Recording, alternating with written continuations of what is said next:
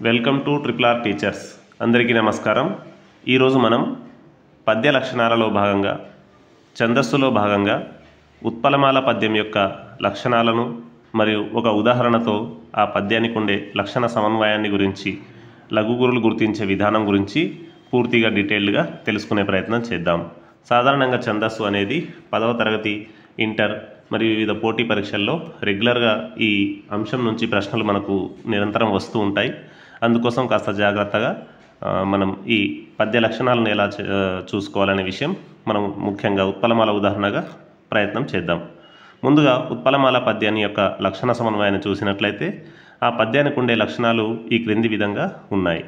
ఉదాహరణకు ఉత్పలమాల అనే పద్యాన్ని సంస్కృతంలో తామర పువ్వుల దండ, ఉత్పలమాల తామర పువ్వుల దండ అనే అర్థం సంస్కృతంలో ఉండడం జరిగింది. దానికి సంబంధించిన లక్షణాలు ఈ క్రింది విధంగా ఉన్నాయి. ముఖ్యంగా భరణ భబరవ అనే గణాలు ఈ ఉత్పలమాల పద్యంలో వరుసగా వస్తాయి. భరణ భబరవ అనే గణాలు ఈ పద్యంలో వరుసగా రావడం జరుగుతుంది. తర్వాత ప్రతి పాదంలో కూడా 20 అక్షరాలు ఉత్పలమాల పద్యానికి ఉంటాయి.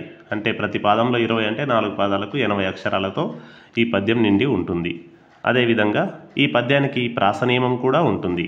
ప్రాసనియమం అంటే ఏంటి, అది ఎలా చూడాలి అనే విషయం మనం కింద ఉదాహరణ వివరించేటప్పుడు పద్యాన్ని చూపిస్తూ ఈ ప్రాసనియమం ఎక్కడ ఉంటుంది, 20 అక్షరాలు ఉన్నాయా లేవా, మరియు భరణ భబరవ అనే గణాలు వస్తున్నాయా లేదా, మరియు ఈ పద్యంలో 4 పాదాలు ఉంటాయన్నాం కదా, ఆ విషయం కావచ్చు. యతిస్థానం 10వ అక్షరం అంటే ఎలా గుర్తించాలి, యతిస్థానాన్ని ఎలా అర్థం చేసుకోవాలి అనే విషయం మనము డీటెయిల్గా తెలుసుకుందాం. ఇవి ప్రస్తుతానికైతే పద్య లక్షణాలు. వీటిని సమన్వయం చేస్తూ, అంటే ఒక పద్యాన్ని ఉదాహరణగా చూస్తూ మనం అర్థం చేసుకునే ప్రయత్నం చేద్దాం. సరే, పదండి ముందుకెళ్దాం. ఇది ఇక్కడ ఒక ఉత్పలమాల పద్యాన్ని ఉదాహరణగా ఇవ్వడం జరిగింది. అంటే పూర్తి పద్యాన్ని ఇచ్చాము, మేము ఒక పద్యాన్ని చేసి చూపిస్తాం. మీరేం చేయాలంటే ఒక పద్యంలో ఉండే మొదటి లైన్ని మేము చేసి చూపిస్తాం, మిగతా 3 లైన్లను మీరు ఈ వీడియో అయిపోయిన వెంటనే ప్రాక్టీస్ చేసినట్లయితే మీకు పూర్తిగా అవగాహన కలుగుతుంది. చూద్దాం ఒకసారి. ఇక్కడ ఒక పద్యం ఇచ్చాము, ఒక లైన్ చూడండి, జాగ్రత్తగా గమనించండి. పట్టినరాయి శిల్పమై పాతిన బండలు శాసనమ్ములై, కట్టిన దేవలమ్ముల వికాసము జాతికి జీవగర్రయై, పుట్టువు సార్థతం బొరయ పొల్పు మిగిల్చిన శ్రీ చాళుక్య సమ్రాట్టులు నీదు తీరమున రాచరికమ్ముల నోచిరెందరో అనేది ఇది ఒక పద్యం. ఇది దుందుభి నదికి సంబంధించిన పాఠ్యాంశంలో ఉంటుంది ఈ పద్యం. దానికి సంబంధించి ఒకసారి పద్య లక్షణాలు మనం చూద్దాం. ముందుగా లఘు గురులు గుర్తించే ప్రయత్నం చేద్దాం. భరణ భబరవ అనే గణాలు వరుసగా వస్తాయా లేదా, ఆ విషయం మనం పద్య లక్షణాల్లో ముందు భరణ భబరవ అని చెప్పాం కదా, అవే గణాలు ఇక్కడ వస్తాయా లేదా ఒకసారి జాగ్రత్తగా గమనిద్దాం. చూడండి, లఘు గురులు గుర్తించేటప్పుడు వాస్తవంగా ప అనేది లఘు అవుతుంది, కానీ దానికంటే తర్వాత అక్షరం ద్విత్వాక్షరం ఉంది కాబట్టి ఆ ద్విత్వంతో కూడిన హల్లు పాకు చేరి పట్ టి అవుతుంది. పట్ అన్నప్పుడు ఈ హల్లు అనేది ముందు అక్షరానికి పాకి చేరి ఇది గురువు అవుతుంది. ఇది టి చిన్న గుణింతం కాబట్టి లఘు, నా లఘు. నెక్స్ట్ రా దీర్ఘం, ఇది గురువు అవుతుంది. ఈ లఘు, షి లఘువే అవుతుంది, కానీ దాని తర్వాత అక్షరము సంయుక్త అక్షరం ఉండడం వల్ల ఆ సంయుక్త హల్లు దీనికి చేరి షిల్ ప, షిల్ ప కాబట్టి షిల్ అనేది గురువు అవుతుంది, ప అనేది లఘు అవుతుంది. మా లఘు, ఈ లఘు, పా ఇది దీర్ఘం ఉంది కాబట్టి ఇది గురువు. తి లఘు, నా లఘు, బ ఇది సున్నాతో కూడిన అక్షరం ఏదైతే ఉంటుందో అది గురువు అవుతుంది. డ లఘువు, లు లఘువు, షా దీర్ఘంతో కూడిన హల్లు ఏదైతే ఉందో ఇది గురువు.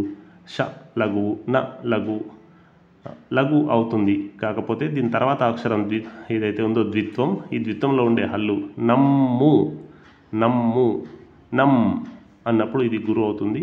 ఇది ము లఘు అవుతుంది. లై ఇది గురువు అవుతుంది. ఇది ఈ విధంగా లఘువు గురువులు అయితే గుర్తించాం, కానీ అవి గణాలు కరెక్ట్గా వస్తున్నాయా లేదా ఒకసారి మనం చూద్దాం. భరణ భబరవ అని వరుసగా వస్తాయా లేదా ఒకసారి జాగ్రత్తగా దీన్ని మనం అబ్జర్వ్ చేసే ప్రయత్నం చేద్దాం. ఇక్కడ ఛందస్సు సూత్రం కూడా కింద ఇచ్చాము, దాన్ని బేస్ చేసుకొని మనం ఈ లఘు గురువులు సరిగ్గా వస్తున్నాయా లేదా చూద్దాం.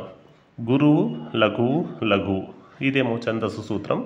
యమాతార జబానస, జబానస లగం కూడా రాస్తారు. అడ్డం రాసినప్పుడు యమాతారా జబానస లగం రాసుకోవాల్సి ఉంటుంది. ఈ విధంగా చక్రంలాగా వేసుకుంటే మాత్రం ఇంత సరిపోతుంది, యమాతారా జబానస. ఓకే, ఒకసారి చూడండి. గురువు లఘువు లఘువు, గురువు లఘువు లఘువు, కాబట్టి భా అనే గణం ఇక్కడ ఇచ్చాము. తర్వాత గురువు లఘువు గురువు, గురువు లఘువు గురువు, కాబట్టి రా ఇక్కడ ఇవ్వడం జరిగింది, రగణం. నెక్స్ట్ లఘువు లఘువు లఘువు, లఘువు లఘువు లఘువు, ఇది నగనం.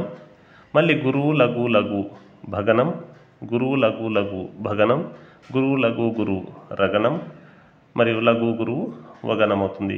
ఈ విధంగా భరణ భబరవ అనే గణాలు వరుసగా రావడం వల్ల ఇది ఉత్పలమాల పద్యంగా మనము గుర్తించవచ్చు. అయితే ఉత్పలమాల పద్యానికి మనం ఇంకా కొన్ని లక్షణాలు చెప్పుకునేటప్పుడు ఏమేం చెప్పుకున్నామంటే, ఉత్పలమాల పద్యంలో భరణ బభరవ అనే గణాలు వరుసగా రావడంతో పాటు ప్రతి పాదంలో 20 అక్షరాలు ఉంటాయి అని చెప్పాము. మరి ఉన్నాయా లేదా చూడాలి కదా. ఊకే చెప్పడం కాకుండా మనం సైంటిఫిక్గా ప్రయత్నం చేసి కరెక్షన్ చేసుకొని నమ్మాల్సి ఉంటుంది. 1 2 3 4 5 6 7 8 9 10 11 12 13 14 15 16 17 18 19 20 అక్షరాలు ఉన్నాయి. ఇట్లా ప్రతి పాదంలో కూడా 20 అక్షరాలు ఉంటాయన్నాడు. మరి ప్రతి పాదంలో ఉన్నాయా లేదా అనే విషయము మీరు ఒకసారి కౌంట్ చేసి చూసుకోండి. లేదా మీకు వచ్చిన ఏదైనా నోటికి వచ్చిన పద్యం కానీ, పుస్తకంలో ఉన్న పద్యం కానీ ప్రతి పాదంలో కౌంట్ చేసి చూసినట్లయితే ఖచ్చితంగా 20 అక్షరాలు ఉండి ఉంటాయి, తప్పనిసరిగా ఉండి ఉంటాయి, వేరే ఆప్షనే లేదు. కాబట్టి ఇది అన్ని పాదాల్లో కూడా 20 అక్షరాలు 20 అక్షరాలు 20 అక్షరాలు ఉంటాయి. ఆ విధంగా ఒకసారి కరెక్షన్ చేసి చూసుకోండి. ఇది మొదటిదేమో భరణ భబరవ గణాలు వరుసగా వస్తాయి, ఇది వచ్చాయి, ఓకే. రెండవది 20 అక్షరాలు ఉంటాయి, ఇది కూడా ఓకే, టెస్ట్ చేసినాం కాబట్టి చెక్ చేసి నమ్మాలి. తర్వాత ప్రాస నియమం ఉంటుంది. ప్రాస నియమం అంటే ఏంది? పద్యంలో 2వ అక్షరం, అంటే ప్రతి పాదంలో 2వ అక్షరం ఏదైతే ఉంటుందో దాన్ని ప్రాస అంటాం.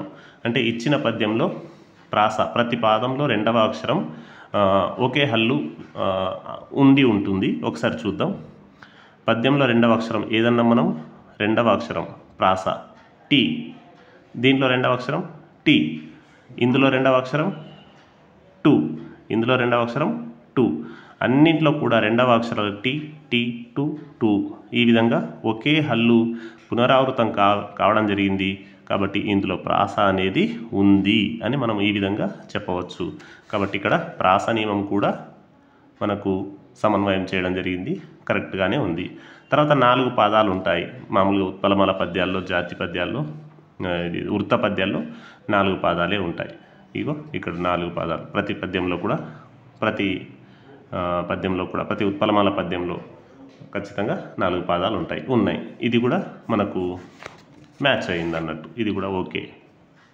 తర్వాత చివరిది యతిస్థానం 10వ అక్షరం. యతిస్థానం 10వ అక్షరం ఎక్కడుందో ఒకసారి చూద్దాం. యతి అంటే మొదటి అక్షరం, అంటే మొదటి అక్షరానికి 10వ అక్షరానికి యతి కుదురుతుంది అనేది ఈ పద్యం యొక్క లక్షణం. ఒకసారి చూసినట్లయితే మొదటి అక్షరం పా, మరి 10వ అక్షరం కూడా పా ఉంటే అది యతి స్థానం కుదిరింది అని చెప్పవచ్చు. చూద్దాం ఒకసారి. మొదటిది పా, 1 2 3 4 5 6 7 8 9 10, పా. మొదటి అక్షరం పా, 10వ అక్షరం పా, అంటే యతి స్థానం అనేది మ్యాచ్ కావడం జరిగింది, యతి స్థానం అనేది కుదరడం జరిగింది. ఇది మొదటి లైన్లోనే కాదు, ప్రతి లైన్లో కూడా అదే విధంగా ఉంటుందో ఒకసారి చూద్దాం. 2వ లైన్లో కా, 10వ అక్షరం కా, పు, 10వ అక్షరం పో, అంటే సేమ్ హల్లులు.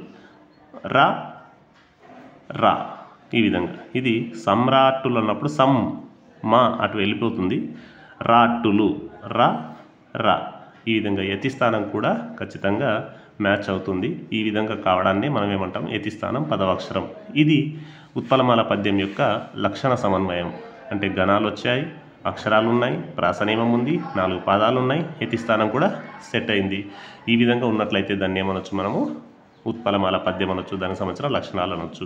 దీనిని బట్టి మనకు ఇంకా ఏ క్వశ్చన్ వచ్చినా మనము పూర్తిగా ఆన్సర్ చేయగలుగుతాం. ఇది ఉత్పలమాల పద్యం యొక్క లక్షణాలు. ఈ వీడియో కనుక మీకు అర్థమై ఉంటే, ఉపయోగకరమే అనిపిస్తే తప్పకుండా మిగతా ప్రిపరేషన్లో ఉన్నటువంటి చదువు కొనసాగిస్తున్నటువంటి మీ మిత్రులకు కూడా చేరవేసి వారికి కూడా మేలు చేయాలని ఆశిస్తున్నాం. అదేవిధంగా మీకు ఈ తెలుగు వ్యాకరణానికి సంబంధించి కానీ ఇంకా ఏమైనా జనరల్ స్టడీస్కి సంబంధించి కానీ మీకు ఏదైనా డౌట్ ఉంటే కామెంట్ రూపంలో తెలియజేయండి. తప్పకుండా మేము ప్రయత్నం చేసి ఆన్సర్ ఇచ్చే ప్రయత్నం అయితే చేస్తాం. లేదా మీకు ఏదైనా తెలుగు వ్యాకరణం ఇంకా అవసరం ఉంది అనిపిస్తే అది కామెంట్ రూపంలో తెలియజేయండి. తర్వాత వీడియోలో మీకు అందించే ప్రయత్నం చేస్తాం. మా ఉద్దేశం అంతా కూడా అందరూ చదవాలి, అందరూ ఎదగాలి, అందులో మనము ఉండాలి. ఇది మా యొక్క RRR టీచర్స్ యొక్క motto. Thank you so much. అందరికీ ఆల్ ది బెస్ట్. ధన్యవాదాలు. ఇట్లు మీ RRR టీచర్స్.